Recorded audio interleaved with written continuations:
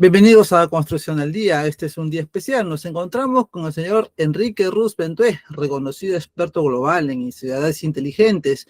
Con él conversaremos sobre lo que es una ciudad inteligente en realidad y cómo nuestras ciudades pueden ser mejor para nuestros ciudadanos. Bienvenido, señor Ruz. Hola, muchas gracias. Buenas tardes. ¿Cómo está? A veces se entiende el concepto de ciudad inteligente como un modelo de ciudad con una gran implementación de tecnología de la información a la que hay que aspirar. Sin tecnología en cada esquina no podemos ser una ciudad inteligente, por tanto no podemos ser competitivos. Sin embargo, usted tiene una visión diferente. ¿Qué es una ciudad inteligente en realidad? Bueno, no es una visión diferente, es una visión que ha ido evolucionando a lo largo de todos los años, ¿no? Dense cuenta, yo diseñé la primera ciudad digital que, como bien decía usted, debía tener tecnología en cada una de la esquina. Diseñé y presenté al mundo en el año 2004 la primera ciudad digital. Nadie hablaba entonces de Smart City, el concepto de Smart City no existía.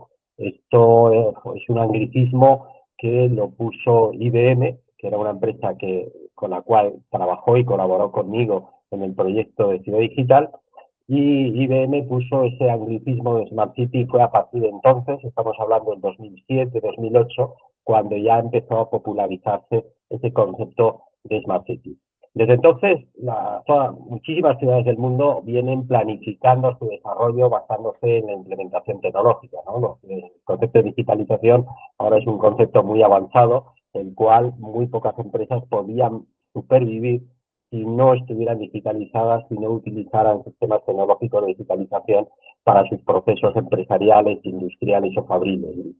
Y tanto es así que se ha implantado también en el ejercicio de la administración pública en diferentes ciudades y territorios en general. Ahora mismo hay tecnología en la prestación de ámbitos urbanos, ámbitos públicos y tanto de servicios como infraestructura. Pero bien, han pasado ya 20 años desde aquella presentación del 2004 que yo decía, ¿no? En ese tiempo ha ido evolucionando el concepto de la tecnificación de las ciudades. En este tiempo ha aparecido un concepto que entonces no barajábamos, que es el cuidado del medio ambiente. Estamos ya todas las civilizaciones preocupadas por el cambio climático que ya estamos empezando a sufrir, que no es algo que tiene por venir, sino que ya está aquí. Todas las alteraciones en los recursos hídricos y otros tipos de recursos naturales. Y bueno, pues había que contemplar también toda la problemática medioambiental dentro del desarrollo de las ciudades. También es cierto que años atrás, cuando hablábamos solo de tecnología, existían dos mundos muy separados, el mundo de la tecnología y el mundo del urbanismo. Fue allá por el año 2015 cuando yo empecé a trabajar en la unión de esos dos mundos, creé el concepto Efficient Urban, que era un nuevo concepto de ciudad en la cual la tecnología se apoyaba ya en el urbanismo. Estábamos cayendo en el error entonces, que es en el que yo percibí e intenté solucionar, y es que los arquitectos y urbanistas del mundo hablaban de un concepto de ciudad futurista que se alejaba mucho del concepto que las grandes corporaciones tecnológicas promocionaban con la denominación de Smart City. Trabajando con distintos arquitectos y urbanistas, conseguí unir esos dos mundos y crear, como decía, el concepto de decisión urbana. Poco a poco se fueron incorporando otros problemas en el concepto y la implementación tecnológica, como fue los problemas de la movilidad, de los transportes, alterados por la situación de las energías y la obsolescencia de los combustibles fósiles y la aparición de los vehículos eléctricos y otros modelos de electricidad y de generación energética, y eso alteraba también de alguna forma aquel concepto inicial de hace 20 años de las ciudades digitales. Entonces, yo ahora mismo ya hablo de ciudades inteligentes, hablo de ciudades digitales, hablo de Smart Cities, pero hablo también de un nuevo concepto que es la buena ciudad. Porque ya estoy considerando no solo la incorporación dentro de las Smart Cities de las tecnologías, sino es muy importante la consideración del urbanismo, la consideración del cuidado del medio ambiente y del medio natural, la consideración de la movilidad y el transporte como un factor muy, muy importante, que son los modelos de ética, de responsabilidad, de solidaridad. Estamos hablando de cambios importantísimos a nivel demográfico, que es lo que constituye las necesidades para crear esas Smart Cities, pero nos olvidamos a veces la importancia del medio social y económico dentro del desarrollo de las ciudades.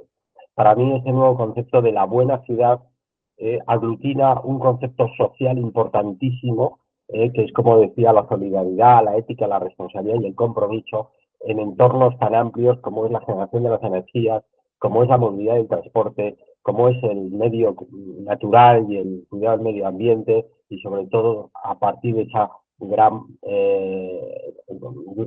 implantación tecnológica global, ¿no? Entonces, bueno, pues hablar ahora mismo de ciudad inteligente es un concepto que, por supuesto, tenemos que seguir manteniendo porque es la forma de entendernos, pero también podríamos estar hablando de ciudad sostenible o de ciudad inteligente o de ciudad digital, ¿no? Eso es un poco la evolución del concepto de Smart City, en mi opinión. En el caso de ciudades que han crecido sin planificación, como es el caso de la mayoría de las ciudades en el Perú, ¿cómo nos encaminamos hacia una mejor ciudad para nuestros ciudadanos? ¿Cuál es la hoja de ruta? Bueno, actualmente hay una evolución increíble en el mundo entero. Ahora mismo se puede hablar que estamos viendo el imperio de las ciudades. Hemos estado en el imperio de los estados, el imperio de las grandes revoluciones de grandes estados a nivel de las diferentes civilizaciones, y hoy estamos viviendo la revolución de las ciudades, el valor de las ciudades. Hay ciudades que el peso que tienen supere incluso al peso internacional y el peso de influencia de los estados a los que pertenecen. Hay grandes iniciativas en el mundo entero de muchas ciudades que están adquiriendo personalidad propia, que muchas veces les lleva a avanzar más rápido que los estados a los que pertenecen. Estamos viendo cómo hay ciudades en el mundo que se están reinventando, ciudades que, bueno, pues estaban estancadas, como Málaga en España o Detroit en los Estados Unidos, que estuvo ya anunciando la entrada en un concurso de acreedores, un estado de quiebra, y cómo se han reinventado apoyándose en estos nuevos conceptos de implantación tecnológica en las ciudades, y ahora son ciudades de éxito, como es Málaga, Detroit y muchísimos ejemplos que podríamos poner. Estamos viendo y hemos visto también cómo en la historia se han creado ciudades nuevas. Hemos conocido todos la disputa en Australia entre Melbourne y Sydney, y al final se solucionó creando una ciudad intermedia entre las dos, como fue Canberra. El mismo caso es el de Brasil. Las disputas entre Sao Paulo y Río de Janeiro dieron lugar a la creación de una ciudad desde cero, que fue Brasilia. Pero también están naciendo muchísimas ciudades. Ahora mismo hay valoradas alrededor de 90, 100 ciudades nuevas que se están creando en el mundo entero, muchas de ellas a través de la inversión privada, grandes inversores como Bill Gates, que está creando una ciudad Vermont en Utah, en Estados Unidos, para albergar 400.000 personas, o Mark Law, alto directivo de Walmart, está creando la ciudad de Tolosa, o esos grandes inversores privados de California que están creando la ciudad de California Forever, a las afueras de San Francisco. Lo mismo que Elon Musk, que está creando también otra ciudad, ¿no? Pero también hay otras ciudades que creen por la iniciativa pública, ¿bien?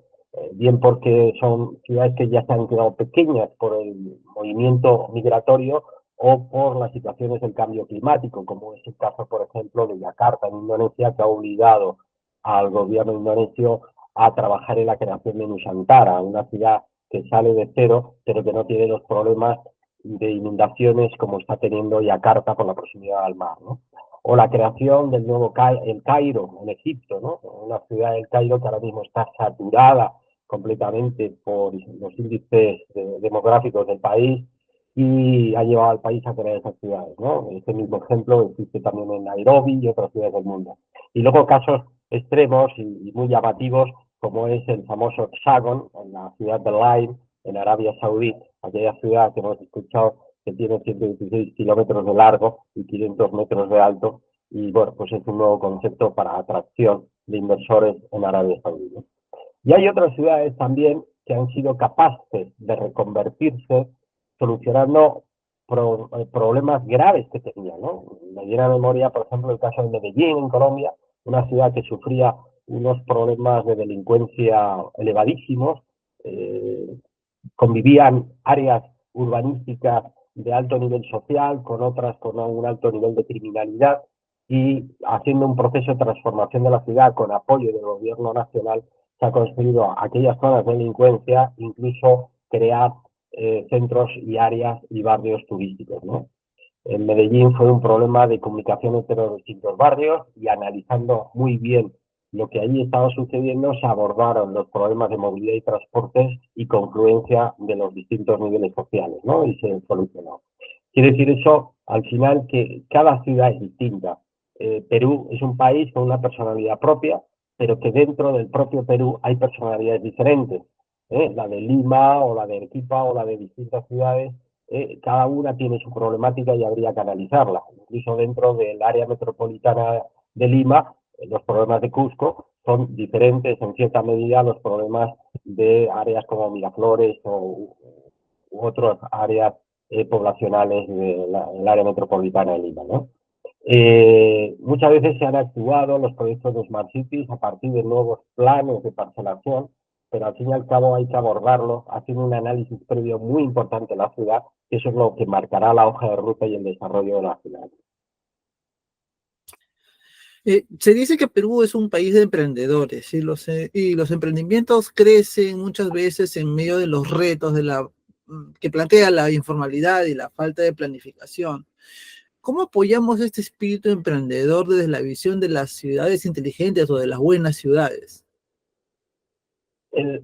Realmente ese es uno de los valores más importantes que puede tener un país, la capacidad de innovar, la capacidad de emprender. Son unos valores que es muy importante que los diferentes gobiernos adquieran el compromiso de impulsar esos activos. Desgraciadamente, la creación de ciudades inteligentes ha venido de la mano siempre de la identificación con las grandes corporaciones tecnológicas. Grandes corporaciones, hacemos de una memoria IBM, o nos viene Cisco, o Microsoft, o Apple, o Schneider, muchas compañías con un peso internacional y con mucha influencia a nivel de los gobiernos. Pero es bien cierto que el desarrollo de las ciudades inteligentes pasa sobre todo por la total convergencia del mundo público con el mundo privado y el mundo académico. Y cuando hablo del mundo privado, no quiero dejar fuera a todas esas pequeñas y medianas empresas y emprendedores, sino integrarlos dentro de los proyectos. Hemos visto cómo el desarrollo de muchas ciudades, y cuando se autodenominan como Smart Cities, realmente es porque han abordado soluciones verticales. Estas soluciones verticales muchas veces venían simplemente dando respuesta a la propuesta de una gran corporación, con lo cual se abandonaba a las propuestas de los pequeños emprendedores. Por eso siempre he procurado crear el fomento en todas las ciudades del mundo que he podido tener oportunidad de colaborar, la creación de redes de innovación, redes de emprendimiento, a través de la creación de clústeres empresariales, donde se sienten en una misma mesa no solo las grandes corporaciones, sino esos empresarios pequeños y los emprendedores, y que juntos, de la mano de la academia, pudieran trabajar en el análisis global de la ciudad y en el desarrollo de las soluciones colectivas, de las soluciones transversales, no verticales. La creación también, como hice en México y promoví en Panamá, la creación de redes de ciudades inteligentes, donde hacíamos acopio de la información y los intereses de los alcaldes de las municipalidades que ya habían dado por lo menos un primer paso de mostrar su interés en modernizar su ciudad. Y trabajábamos codo a codo con esos alcaldes en paralelo a que trabajábamos con el clúster y en paralelo a que trabajábamos también facetas de formación y capacitación con el mundo académico. Si unimos estas tres patas, esa famosa hélice de tres palas, y las ponemos a trabajar juntos, habrá cabida para esos emprendedores y juntos podemos influenciar en los diferentes gobiernos para que se agilicen todos los mecanismos para favorecer la emprendeduría, que es una facilidad para la creación de empresas, una agilidad, una transparencia y sobre todo un fácil acceso a la inversión, ya que uno de los factores que aportan este nuevo concepto de inteligente es el crear un clima de tranquilidad, de seguridad, y lo que conlleva inmediatamente es la atracción de la inversión o la propia generación de inversión local. En su extensa experiencia asesorando a gobiernos alrededor del mundo, seguramente se ha encontrado con barreras o retos como las diferencias políticas o incluso corrupción. que dificultan el desarrollo de proyectos que pueden mejorar la vida de los ciudadanos. ¿Qué lecciones puede compartir con nosotros de esos casos? Bueno, la iniciativa de cualquier modelo de transformación de ciudad, sobre todo desde el punto de vista tecnológico, es 100% de los gobernantes. Al final, como decía antes, la presencia del mundo privado es fundamental, pero el primer paso lo tienen que dar los gobernantes. La ejecución luego será llevada a cabo por equipos interdisciplinares de profesionales ajenos a la política. Es decir, un modelo de transformación no tiene barreras con el mundo ideológico. Las diferentes ideologías políticas que transforman los partidos políticos tienen que ser completamente ajenos al proceso de transformación. Esos equipos interdisciplinares de profesionales ajenos a la política son los que van a llevar a cabo el proceso de transformación, el diseño de este proyecto. Al final tiene que haber 3 pasos fundamentales para el desarrollo de una ciudad inteligente. Sin esos pasos, y la responsabilidad de esos 3 pasos es el gobierno, difícilmente se va a poder abordar ningún proceso de transformación. El primero de ellos es el compromiso político, teniendo en cuenta que las legislaturas diferentes no limitan los periodos de transformación de las ciudades. Es decir, cualquier proyecto de transformación de ciudad supera los plazos legislativos. Es decir, la no politización de los intereses de transformación de las ciudades tiene que estar por encima de los intereses partidistas o los intereses legislativos, para lo cual tienen que existir gobiernos abiertos, gobiernos que sean capaces de hablar independiente de los partidos políticos. Tienen que ser gobiernos transparentes, gobiernos estables. El segundo punto, y que viene a colación del primero, es que exista una seguridad jurídica y estabilidad. La simplicidad, la transparencia, la velocidad de actuación es fundamental. Cuando hay seguridad jurídica y cierta estabilidad en los gobiernos, las empresas están animadas a invertir, a arriesgar. El dinero es miedoso por naturaleza, todos lo sabemos. Y ese dinero no fluye como no vea que hay cierta tranquilidad en quien va a ser su principal cliente, que es el gobierno. Luego habrá soluciones que no tiene por qué financiar los gobiernos, vendrán financiadas por instituciones multilaterales financieras, Banco Mundial, CAF, BID, etcétera, etcétera, o incluso de recurrencia privada, ¿no? Y serán servicios que pagarán los propios usuarios, ¿no? Pero en cualquier caso, siempre va a tener que estar controlado por las distintas administraciones públicas. Si esa administración pública no es capaz de transmitir esa confianza, difícil va a ser el conseguir que esa inversión mueva al país o mueva a las ciudades. Y el tercer punto, y no menos importante, y que viene a colación de los 2 anteriores, es que exista una verdadera colaboración público-privada. Que se entienda que es un proyecto, como explicaba antes, que está en manos de los dos. Ni es un proyecto puramente y exclusivamente político, ni es un proyecto puramente y exclusivamente privado. Juntos se tienen que ser capaces de intercambiar recursos, de implicación a nivel juvenil y a nivel académico y una colaboración institucional. Entonces, a partir de ahí tocamos, como usted decía, un asunto muy delicado que es la corrupción. La corrupción toca y afecta a la gran mayoría de los países del mundo. Desgraciadamente es así. Es un problema ético que afecta no solo a los mundos políticos, sino a la vida en general. Muchas veces criticamos la sociedad civil y a los políticos porque son muy corruptos, pero tristemente si analizamos la evolución del sector privado, siempre hay intereses particulares que llevan a esa corrupción. Desgraciadamente es un problema ético, es un problema de conciencia, es un problema de responsabilidad, el cual debemos trabajar todos juntos para eliminarlo. Si miramos por encima de las fronteras de cada uno de nuestros países, podremos valorar que los países con niveles de corrupción o con niveles de ética más altos son las formas de gobierno más ágiles, son los que más rápido avanzan a la hora de hacer cambios o procesos complejos de transformación. Ahí están los países escandinavos, especialmente Dinamarca o Singapur o Corea del Sur.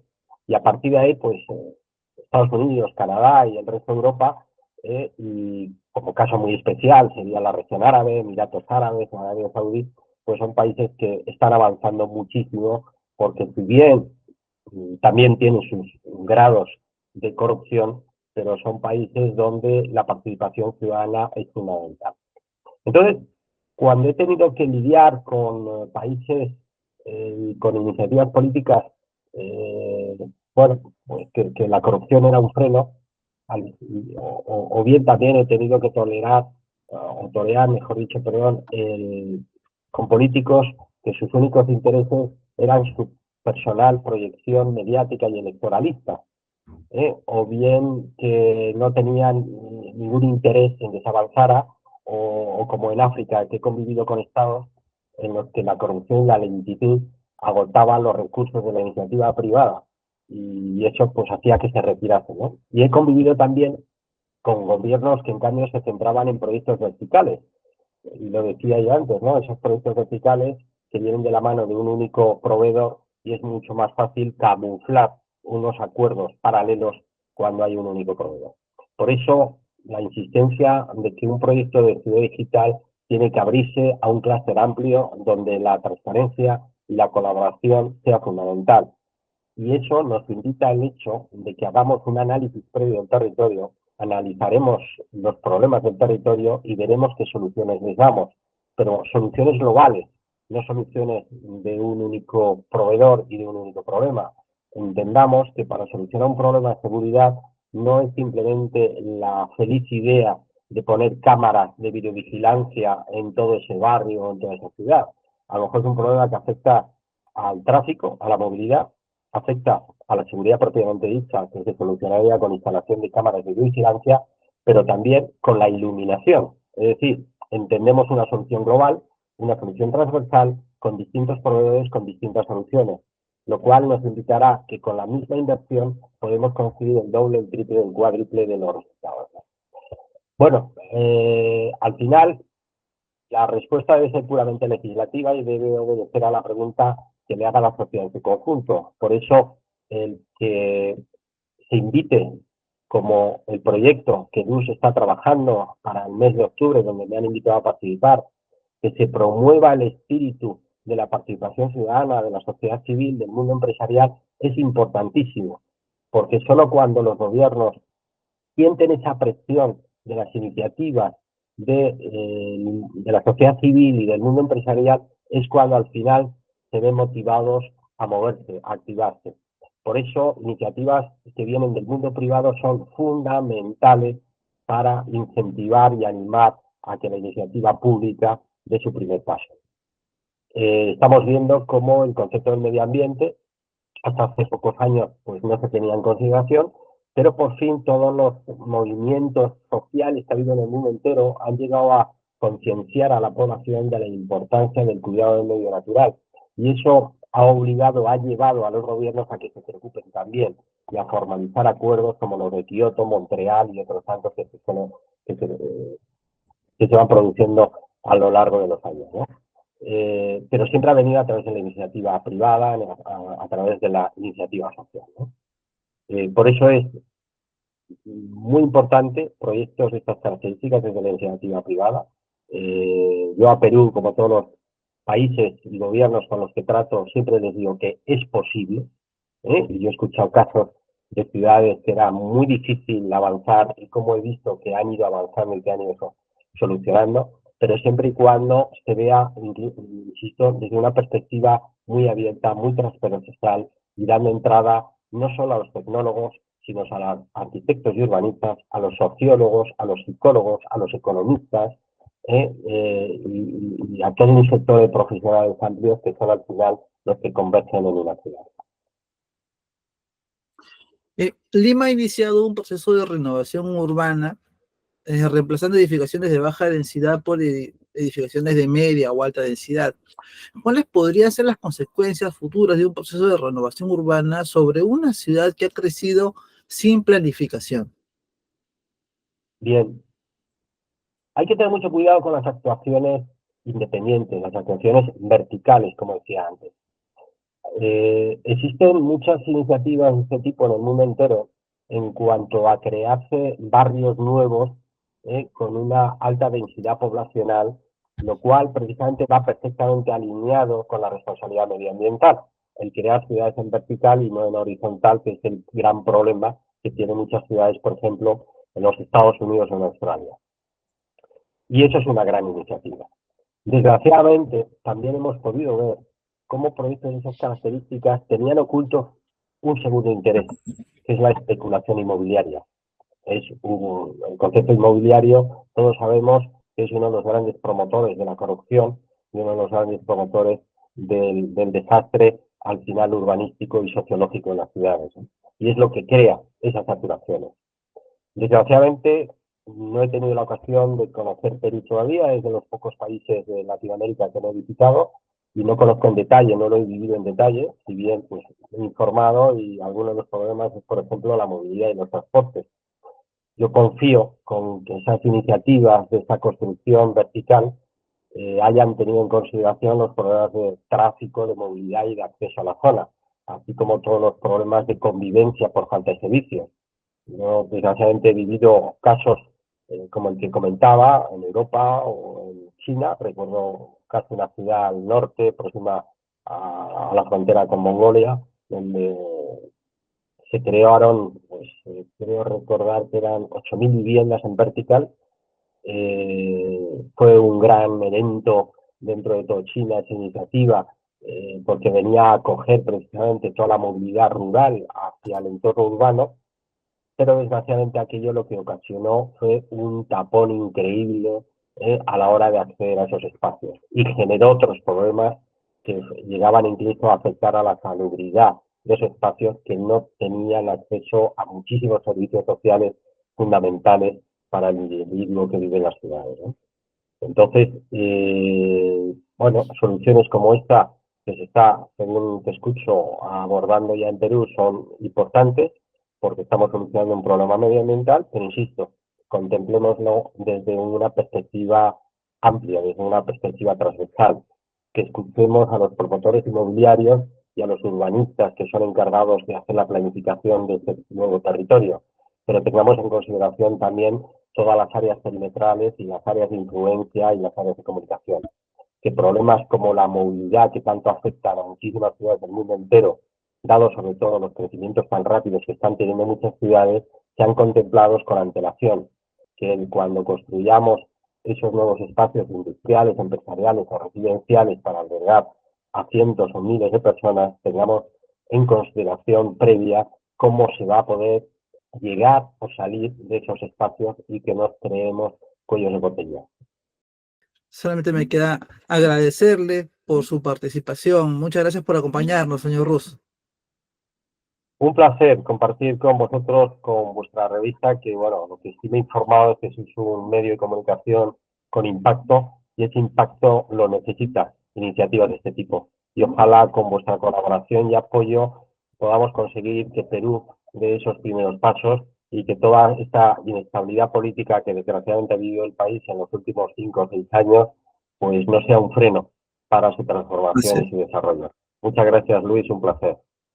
Así es, muchas gracias. Bueno, les comento que el señor Enrique Ruz está dictando un curso o va a dictar un curso llamado Innovación en Infraestructura y Financiamiento para un País Inteligente y Sostenible. Este curso es organizado por la ONG Desarrollo Urbano Sostenible, DUS, y la Asociación Gremial de Empresas Internacionales de Productos Eléctricos del Perú, EPEI.